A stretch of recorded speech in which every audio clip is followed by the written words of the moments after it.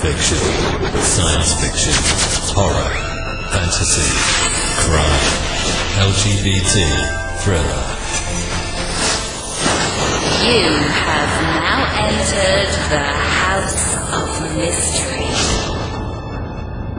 with your hosts, Eric Shapiro, David North Martino, John Copenhaver, and Al Warren. Heard on KCAA 106.5 FM Los Angeles, 102.3 FM Riverside, and 105.0 AM Palm Springs. Welcome back into the House of Mystery. I'm Al Warren, and Mr. Dave Martino is here. I am here. So I'm drinking my Diet Coke Spice. Oh. Yeah. Are you excited? I haven't heard of that. Yeah, it's Spice. Spice? It's the new flavor. Is that like Dune? Dune Spice? Or? Dune Spice. Yeah, I'm so dry, you could have Dune. No, it's their new flavor. It's raspberry. Oh. Yeah, you don't sound that excited. Yeah. No, I am now. Yeah, you know. Have you seen Dune Part 2 yet, or what? No, I have not. Waiting on the lineup. No, I have not. What's wrong? I don't know. Something wrong. Haven't had a chance. Maybe, huh? Your wife won't let you, right? That's true. Yeah, that's it. You can't see it. If not, I'll watch it in 4K when it comes out on home video. Oh, yeah. I mean, that's disc. Yeah, it's kind of, it's all the same. I've been going through all the award nominees for Best Picture and watching them. Oh. And Poor Things is pretty weird. Is it? Yeah, I'd have to tell you. Yeah. You should watch it just for the sake of it. You should. Okay. It's a bizarre, but it's completely different than anything, and you can get through it, but it's not like any of the other ones that were nominated, and it is unique. I will say that, but don't turn it off in the first 20 minutes, because I was tempted to a few times. Okay, just so you know, you gotta give it 20. You gotta get through the first part, and then you can kind of get what's going on. Okay.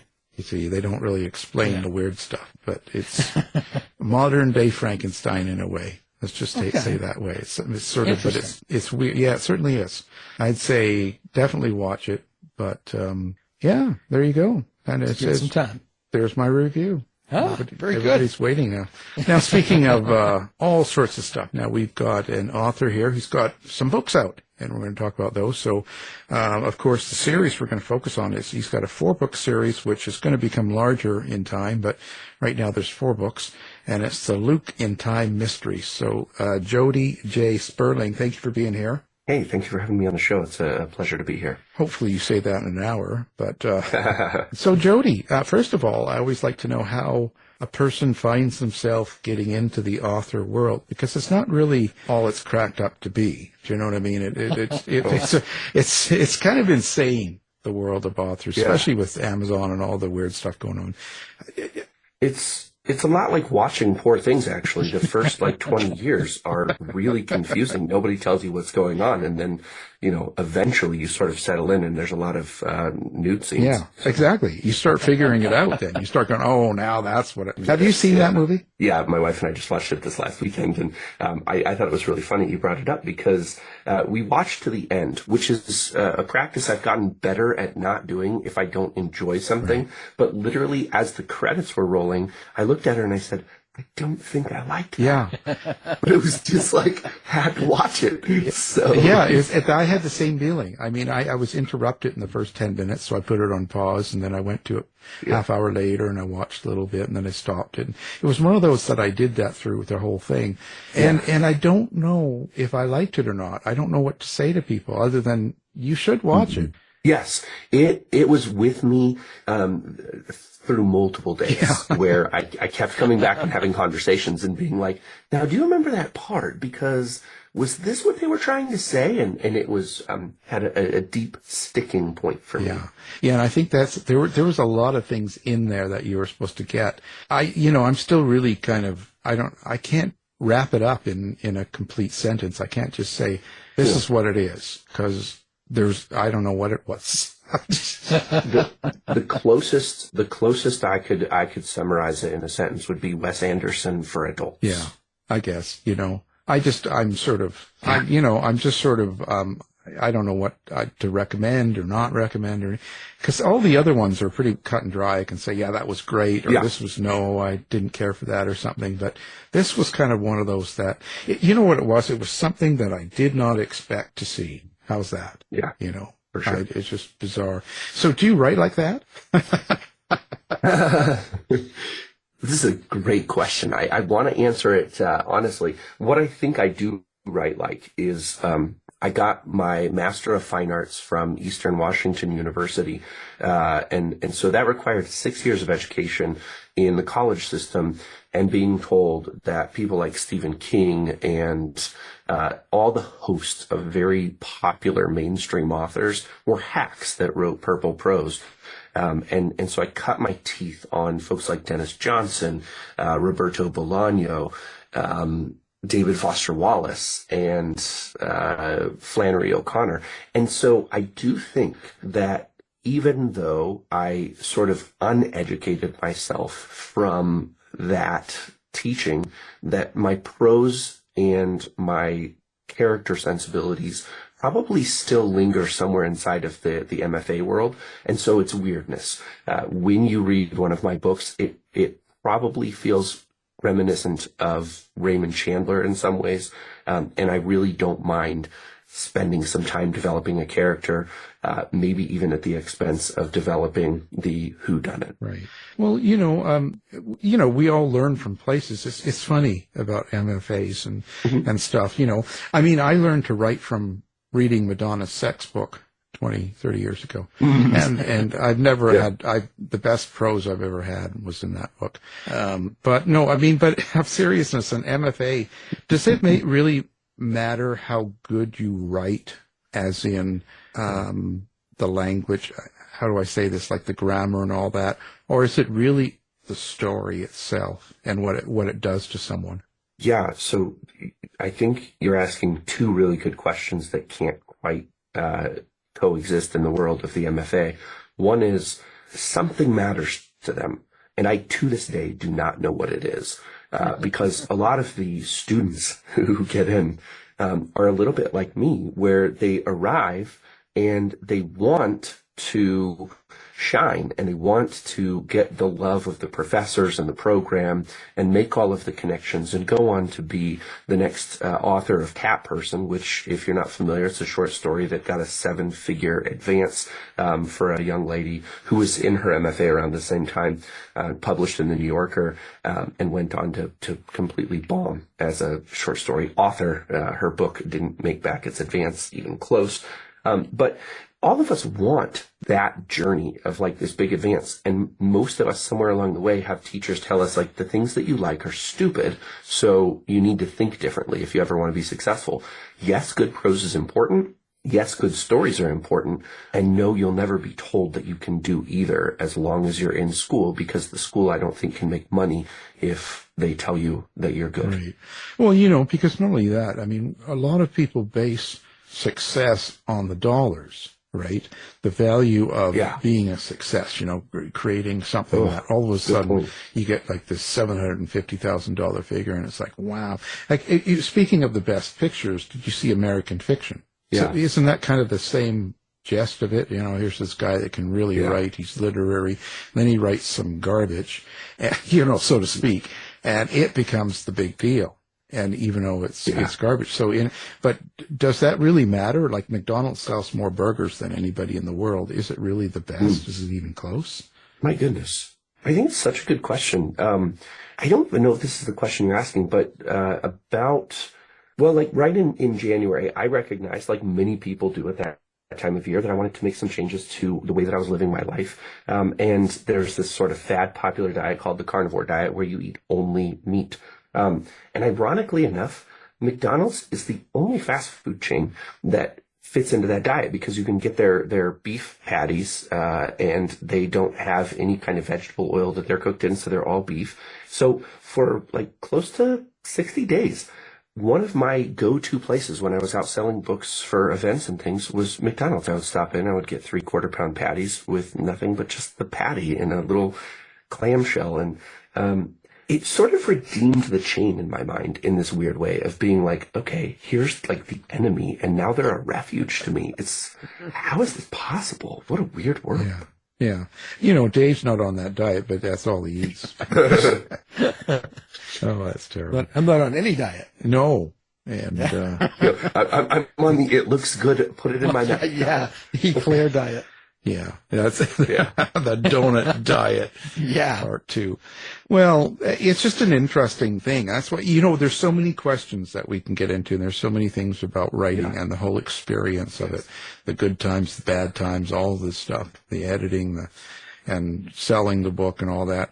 But at the end of the day, it's about the process of writing. It's about something that you get out of writing a story. So the last question on process that I see is, was there a particular event or something that actually made you go, this is what I want to do. I want writing and I want people to see it. I'm going to publish it. Okay. I want to keep this rather succinct, but after getting into the MFA, I wrote a memoir, and no, I'm not a 38-year-old with narcissism in the worst case sense. I lost a daughter, and when I lost her, I thought, like, the best way I know how to deal with this is to write a book about it. And I happened to be in my MFA at the time. I wrote it, and I was very proud of it. I got good feedback about it, and I met a New York author who teaches at the New School, and he said, "This is so damn good. Dang good. We got to get it out there."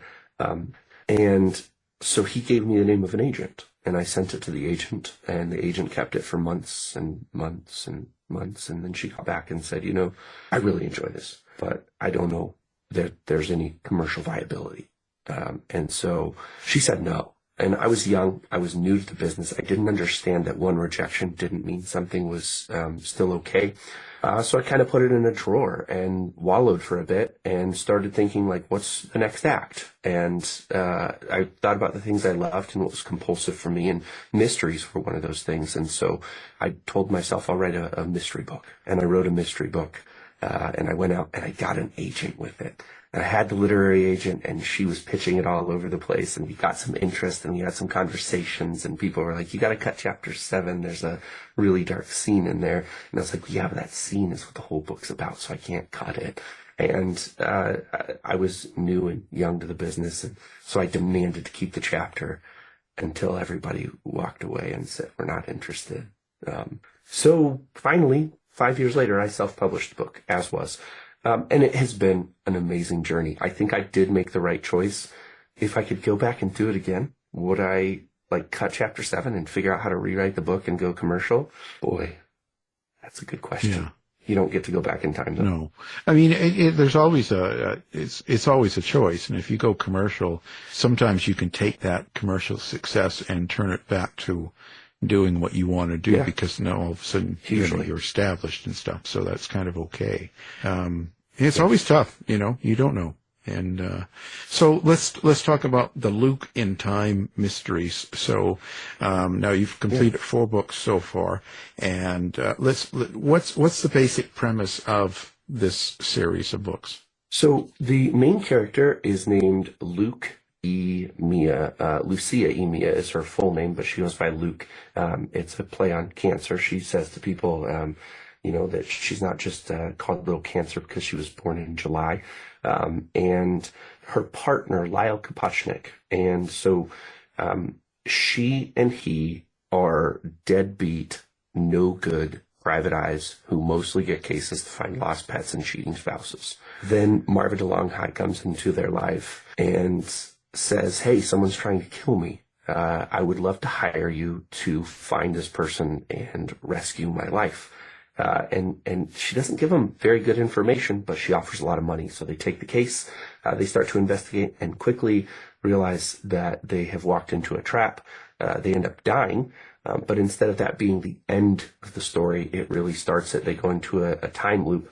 And then each subsequent book deals with an element of time, whether it's present, past, future, or some other kind of nuance of one of those three, to explore who this Marva DeLonghi person is and how they've gotten sort of stuck in her web.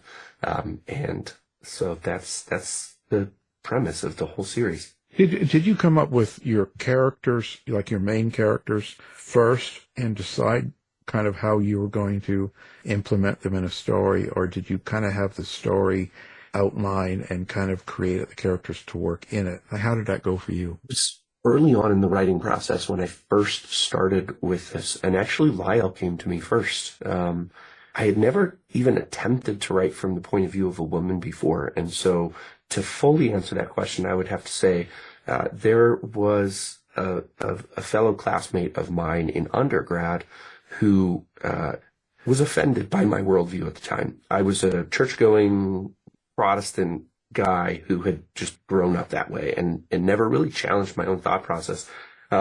He challenged me at the time because I really liked his writing, and so I was good friends with him. He challenged me and he said, "Why don't you try to write a book, a story from the perspective of somebody who thinks the exact opposite of you?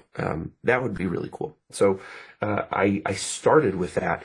Lyle came to me first because Lyle is, I would feel comfortable calling him very depraved, very controlled by his appetites, and yet super duper successful in everything he does. He's sort of like luckier than any person should be, and things just kind of come to him.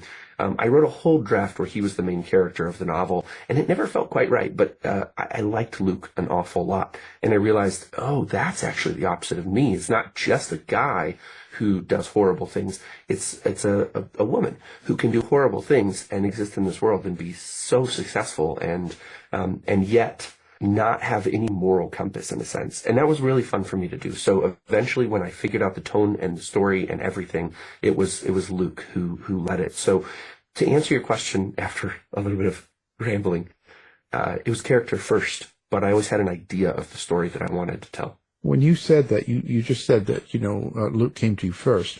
So come to you. So how do you experience and work with your characters? Are you feeling them, seeing them, hearing them? Is it like a movie? How do you describe that process? This is one of the most enjoyable experiences that I have ever had. They're not real, to be honest. Like at first, they're maybe a name or an essence or a sense. The more that I work with them, the realer they get. And so, all throughout this process, as I was looking to get my literary agent, as I was looking to try to break out into the commercial world, I was looking to make my mark. I was thinking, what are the things that I can do that will give me a better chance of capturing someone's attention? And one of those things was actually creating a Twitter profile as the character of Leukemia. She still exists at Leukemia PI on Twitter. She doesn't tweet very often anymore because I have a fairly thriving and successful Twitter profile of my own. But I did that years ago because I thought, what if I were to tell a literary agent that this character has their own successful, thriving Twitter profile? I thought that might give me some separation from the field. I think it did work. I think it's actually why Annie decided to represent me for that period of time, is because she really saw that I had a sense of marketing and a desire to do what it took. And what that led to was that I spent years tweeting as Luke and responding to people as Luke. And Luke has a very real picture of a woman, and so she looks real to everybody around her, and I never told anybody any different. I responded as if I were a female detective who was living in Omaha, and by the time that I had gotten into full swing with this, there were people who thought that Luke was a real person, and it helped me to really flesh her out and understand who she was, to see her in my mind, have conversations with her, and so that was an incredible experience, and one that I think changed the way that I worked with characters forever. Yeah. When you're writing her, you're creating a Twitter for her, for Luke. What can you actually hear her? Do you have an inner monologue, and can you hear your prose? Is that how you write, or do you have some other way? Yeah, that's a great question. So it is yes, when. And I say that because when I am in the creative process, there is a true sense. And part of this is because I'm writing these books in the first person. And so when I'm in her voice, using the first person pronoun I, me, my, I become her in a way that is really hard to describe, but is fully like in it. Like I am her when I'm writing her. and I kind of lose myself. So I hope that that's not too like ethereal of an answer, but that really is what happens. When I walk away from the page, then I wouldn't even say I necessarily hear her. I do ruminate, like probably every writer does, on what comes next and what might motivate her to the next scene, what might upset her. I grieve when I know that I come upon a scene where I have to hurt her or do something that is going to separate her from her desires. And those things are typically felt in a much more separated way. But when I'm actually in the throes of writing, I would say that I am actually her. Kind of like method acting. Kind of, yeah, absolutely. Wow. So do you have blocks of time that just go missing when you're doing these characters? You know, I would say, and that's a good question. I like the tongue in cheek. So yes and no. I mean, I think I'm aware of time. I think I'm aware of place. Like I don't disappear into the fictional world of the dark streets of Omaha or anything like that. But I do think that I can answer any question that you would ask Luke as if I was Luke. Right. So how do you get into the mindset of a female and writing it in first person? That's interesting is there some sort of, do you have some sort of techniques or ways of doing that? If I'm going to get canceled right here, then I guess let's go for it. Oh, we're the cancel show, so don't worry about it. I believe it. This really goes back to that friend from school who said, write the opposite of who you are. And so I just created a seed of a person who was the opposite of me. And when she appeared, I didn't have a sense, and I still don't to this day, that a woman is much different than a man. My wife and I regularly go for walks. We like to either walk our dog or just walk around the town with tumblers of delicious beverages that may or may not be okay for public consumption. And when we do that, we'll talk about all manner of different things. And I was saying to her the other day that there is something distinct about men and women. I have a lot of testosterone, and that has a massive effect on the way that I think about the world, the way that I behave, my aggression, so many things. There's no question in my mind that there is a fundamental difference between men and women. And yet, we are also completely reversed in the roles that we have. She's stereotypically non-emotive. She wants to solve problems. She works with power tools. I could go on and on and on. She fits the stereotype of the opposite gender, and I kind of fit the stereotype of like, hey, turn by the large tree over there. And I just want you to listen to me right now because I am feeling sad. That's my stereotypical behavior. So I think that there's less that distinguishes who we are than we think there is. And so to write from the perspective of a woman really just required me to think as best as I could, what would it be like to be a woman, until I sort of inhabited that space. I hope that's a good answer. I feel a lot like I'm rambling. No, it's just, yeah.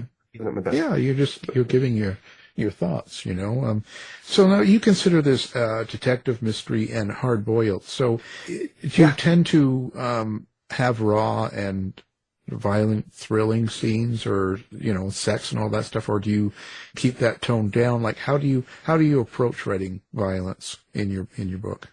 There's an author that I think is really amazing. His name is Robert Olin Butler. He won a Pulitzer Prize for fiction, and his violent scenes, especially, he writes a detective series that's kind of set during the World War II era, and I love the way that his fight scenes and intense scenes sort of just like roll on top of you, and they just kind of like hit so hard. So I think that I tried to emulate his style, where there's not a lot of periods. There's very few commas. You use the language itself almost to be like violent and all at once, just coming and pouring out on you. So I use a lot of violence in my books, and oftentimes when I do, I write fairly long passages of very graphic explanation. And I've heard from readers that it's a lot of fun to have that experience of just the violence like pouring out on you. As far as sex goes, that goes back to the earlier comment about the book not ever getting a commercial publisher. Chapter 7, this is as close to a trigger warning as I'll ever give, but at Chapter 7 at the end, Luke is raped graphically. And it's very, very important to the book, but I do not spare the reader. It's not gratuitous, and it's not glorifying, but it is graphic. So I think that probably answers how I deal with all of it. Right. Yeah. So are you thinking about the reader when you're writing then? Are you thinking, are they over your shoulder while you're putting it together and kind of going, and you're thinking, oh, how are they going to react with this? What are they going to think of this? Or do you not think about that? No, I do. Yeah. I recently got into a fairly enjoyable, robust conversation where people were very angry with me for my stance on this, but I tweeted that any author who seeks solely to entertain is failing their reader. And most people ignored the solely part and accused me of not wanting to entertain my audience, and said, like, how dare you ever call an author a failure? Like, anybody who writes a book is already a success, which I disagree with that statement. And I also disagree with anybody who thinks that, like, entertainment in and of itself is enough, because we're trying to do more. Any movie that we watch, any book that we read, any play, any music, any experience we have is multi-layered. And I think a lot about what I want my readers to feel, how I want them to experience, where I want them to be along the journey. And I do my very best to honor them by subverting expectations at every turn while still entertaining them to the point that they do feel a little bit like Poor Things, where they're like, wow, that is rough. That's hard. Oh, I don't know if I was expecting that. I don't know if I wanted that. That is somewhat pleasurable to me, to have that sense of, like, I almost betrayed what you thought you were going to get. The big difference, I would say, is if I'm succeeding, and I don't know that I always am, but if I'm succeeding, you get to land in a place that is very gratifying. So that final taste is quite sweet. That's my hope. Right. And so when you say that, do you mean that you actually have a subtext or a meaning or some sort of thing that you want the reader to take away from the book, besides the joyride, the entertainment, the thrill, and all that stuff, and the storyline? Is there something underneath that you're hoping they take away? I can't commit to saying, yes, I want them to take away a specific thing. But I can tell you that when I write, I am writing toward questions. And so going back to the friend in school who said, write the opposite of you. I ended up walking away from my faith because of writing that book and writing that character, and starting to see the world from the perspective of somebody who would be critical of the church. I still believe in God. It's a very different thing. And I realized, like, I took a lot of damage growing up in the church. And so I decided I don't want my kids to grow up in the church, because it very easily could happen. And in fact, I've watched things like that happen to my kids in the few years that they were alive and going to church with us. So when you say, like, do I want them to take away something? I don't think so, but I do want those questions to register at the unconscious level and impact the way that they experience the world. And that is a true desire that I actually try to succeed at when I write a book. So I'm not trying to make somebody a Democrat or a Republican, or a racist or a chauvinist or an anti-racist or anything like that. But I might possibly have questions about, like, what does it look like to be a strong man who is a feminist as well? Or I might have questions like, what does it look like to believe in morality and not necessarily affiliate with a church? So those questions probably show up and impact what I'm writing, but they're not like the moral or the theme of a book. Right. Well, and sometimes it happens organically. Sometimes it just happens within the story, right? It's not like, I want to make sure I get this point across. Sometimes just doing the story creates a point or a thought, like you said, and then that's, in essence, what it is. Evil characters, the bad people, the people that are causing havoc in the stories, or the killer or whatever the case is. How do you get into that mindset? And do you have any qualms writing that kind of person? I love writing the baddies. I feel like we're in a moment right now where you've got like Breaking Bad and The Sopranos and all those kind of shows where we have seen the bad guy take on roundness and depth. And I'm certainly a product of this generation where if the bad guy, him or herself, is not extremely compelling, then I probably don't want to spend the time doing them. Yes, I find it wearisome sometimes to indulge that part of myself, but it might also be because I really enjoy the idea of breaking rules and doing terrible things. Right. Would you get into them just like the other characters? Like Luke, for instance, compared to one of your bad characters? Are they kind of equal in experience to you when you're doing it? Yeah, pretty close. I know Marva very, very well. I have so many things written from Marva's perspective. She's not a first person character in the series.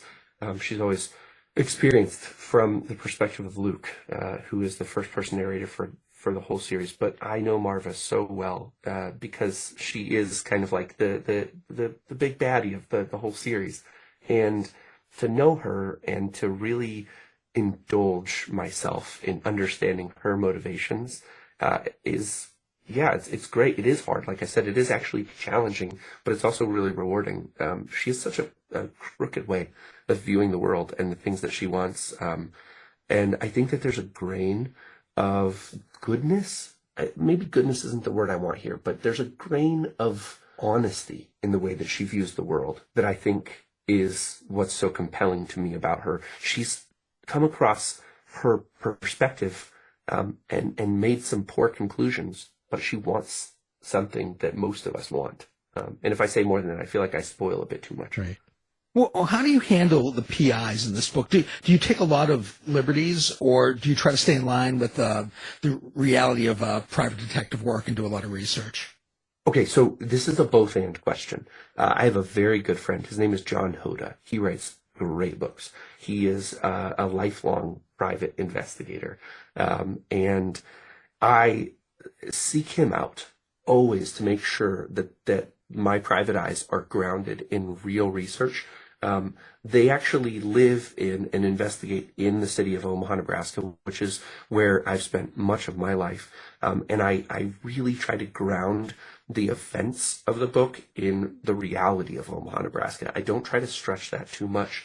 And so very much of what they do is based in reality, and the liberties that they take are based in the actual handbook of private eyes, which John has actually written a handbook of how to be a successful private eye. Everything from how to get errors and omissions insurance to how to make money and get the right cases, which cases to take and deny and all that kind of stuff. And so I've had great and fruitful conversations with John over the years to make sure that what I'm doing is believable and accurate to private eyes. I also write fiction, and there happens to be magical elements, like people die and then come back from the dead and live in a time loop. And so there are these things in the book that are very unbelievable because they're, you might call it fantasy. It might be categorized as a very light version of urban fantasy. But the actual investigating piece, I try as hard as I can to be accurate. Yeah. You mean you don't come back after you die? That's not real. Not that I know of yet. Wow. Working on I'm it. losing that. I didn't. That's news. Well, your setting then. Your setting sounds important. So the setting and the area and location and stuff. So are you writing it as if it was a character in itself? Yeah. If you were to look at my outline right now for the next book in the series, many chapters start with things like the weather and the lighting, and I say write this scene as if it is a character, and that's always a prompt to myself to remember: slow down, let the place itself be part of the mood, set the tempo, those kind of things. And so yes, I want the place to be a character of a sort. Right. And I also see, so, because now you've got 4 books and you're going to do more. So is this in your mind series? Have you had it outlined ahead of time? You kind of know where you're going, where it begins to end, and how many books you're going through, and then you're kind of filling it in as you go? Or is this something that is completely ad-lib, just no thought into it at all? How do you do a series? Yeah, so at this point, I have a document that outlines the beginning and the major points along the road. I have another document that briefly describes each book. And as I get into the book that I'm working on at the time, the first thing I do is I've been calling it an outline. I'm also told by people who really actually outline that what I'm doing is not outlining, but writing in brief. So I essentially, my first draft is somewhere in the range of 20,000 words, typically. It's what I call the outline, but it's about 20,000 words, and it encapsulates every single chapter. As I start to build the novel, I consult the outline or the first draft to make sure that I'm hitting all the high points and getting all the details in. And that's because as you start to build a series this big, especially when the books are interconnected, it's really important to know that I'm not going to contradict earlier events or change the path of future events. Right. So in a way, it's kept almost like a series Bible. It's almost like something you can refer to as you go along, because you don't want to get the eye color wrong or something. Yeah, exactly. You know, because that's the worst thing in the world, because readers will catch that. Yes, absolutely. You know. And there actually are a couple of things now that serious readers have questioned, which is nice because I think you get to do multiple editions of books. And there's nothing hugely that violates, but there's a couple I know of where people said, you might think about that. And that's nice. You have like unbiased readers who are really enjoying the series. And I wonder too, do you also kind of take into account some sort of research outside of the PI, for instance, but just with what you're doing and how you're doing it and the time, like if you said people come and go and stuff, how much research do you put into developing the basic info in the book? Maybe a little bit less intentional research in that aspect, because I wanted to make Omaha so important to this series. I get a little bit tired of California and New York getting like all the attention, and I think places like Omaha really have a lot to offer. And I remember in undergrad I had my advisor. She was upset with me and said it'll never work because I had a scene in downtown Omaha, and I referred to it as the Old Market, which is our spot in downtown.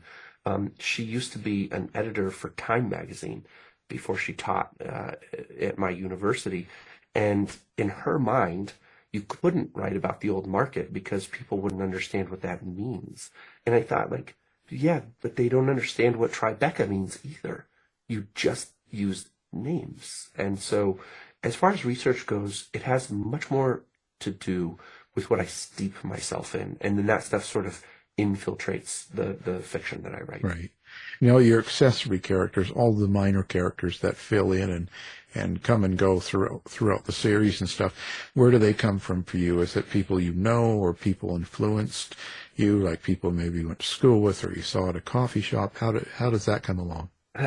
I have a bit of a bad habit, and I probably am too indulgent occasionally, but I really like wordplay. So I have a family of very minor accessory characters that all have like the wordplay. Like one of them is named Rinse Shower Off, and like if you see it spelled on the page, you might not even know how to pronounce it necessarily.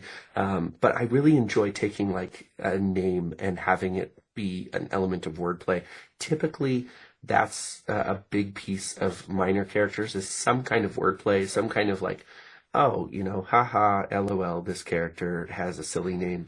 And then the other bit is I really like for minor characters to do heavy lifting. And so I frequently will make a minor character absurd to a tilt that makes them memorable if they just appear in one scene, like doing something that normal human beings can't very often. And that's my goal, is to have those like bit players be memorable for how silly they are. Right. And so who have you killed off in real life in your book? We want names and phone numbers, because we're going to get them on the line right now and talk to them. Yeah, absolutely. Let's have them call in. We'll hash it out.